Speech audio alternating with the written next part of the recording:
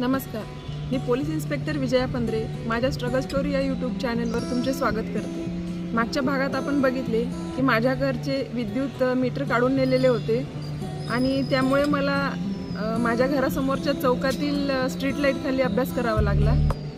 मी रात्रीच्या वेळी तिथे अभ्यास करायची, पण कोणी जर जागरण करत असेल किंवा झोपायचं असेल तर त्यांनी मला बघितलं तर ते मला ऐकू येईल असे टॉन्ट मारायचे की मोठी साहेबच होणार आहे का, उगाच लोकांना दाखवण्यासाठी पुस्तक घेऊन चौकामध्ये बसते। तर मग ते खूप हर्ट व्हायचं मला।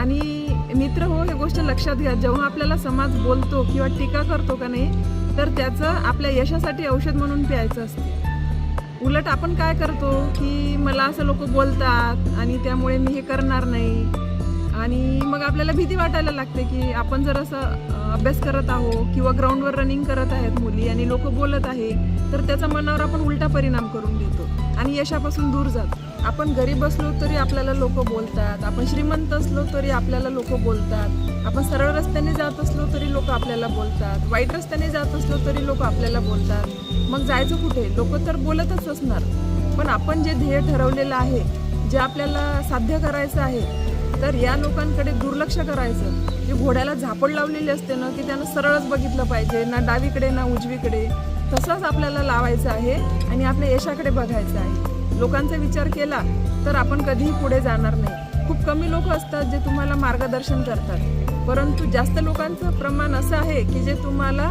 मोटिवेट करत नाही, तुम्हाला ध्येयापासून दूर करण्याचे प्रयत्न करतात। म्हणून मित्र हो, कोणाकडेही लक्ष न देता तुमच्या ध्येयाकडे लक्ष द्या। तुम्हाला मारलेले टोमणे हेच तुम्हाला यशाकडे ढकलून देत असतात आणि तुम्हाला या गोष्टीचं एवढं पॉझिटिव्ह करायचं आहे की तुम्हाला यशापर्यंत जायला सहज सोपं झालं पाहिजे।